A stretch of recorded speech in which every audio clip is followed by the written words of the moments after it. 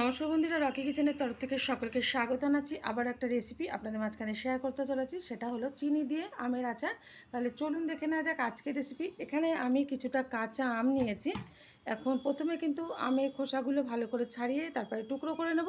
তারপরে কিভাবে চিনি দিয়ে আচারটা বানাবো সেটা আপনাদের মাঝখানে শেয়ার করব।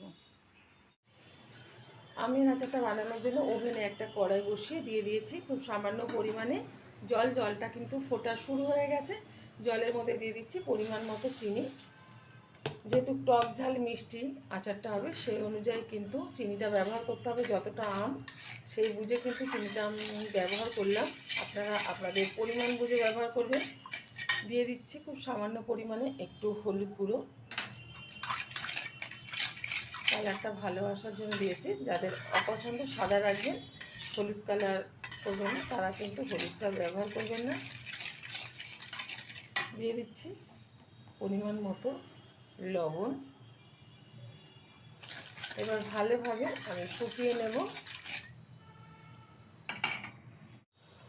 চিনির শিরাটা কিন্তু ফুটে উঠেছে টকবক করে। এখন দিয়ে দেবো টুকরো করে রাখা আম।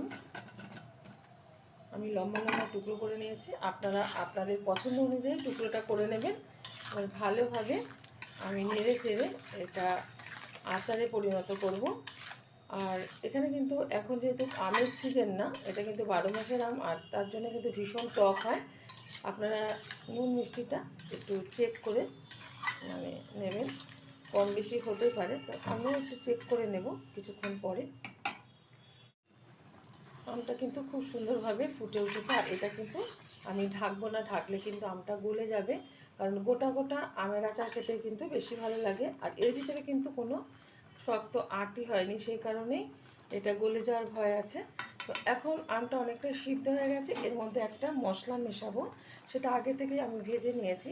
এখানে মৌরি, শুকনো লঙ্কা দুটো, আর নিয়েছি দুটো তেজপাতা। এটা হালকা করে ভেজে একটু শিলনোড়ায় আধ ভাঙা মতো করে নিয়েছি।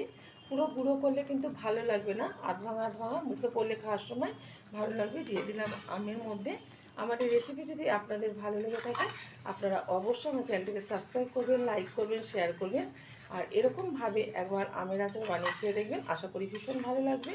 এক একজন কিন্তু এক এক রকমের মশলা দিয়ে থাকে, তো আজকে আমি এটার মধ্যে মৌরি ব্যবহার করলাম, কারণ মৌরির ফ্লেভারটা ভীষণ ভালো আসে যে কোনো কিছু রান্নাতে দিলে। তো আমিও সেই কারণে মৌরিটা এখানে ব্যবহার করেছি। আপনারা অবশ্যই আবার ট্রাই করবেন। এখন ভালোভাবে এটা ফুটিয়ে একটু এই যে রসটা আছে এটা অনেকটাই মানে শুকিয়ে নেব।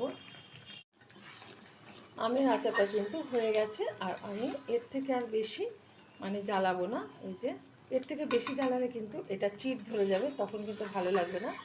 এরকমভাবে রেখে দিলেই এটা রসে আরও ফুলে দ্বিগুণ হবে আর খেতে ভালো লাগবে।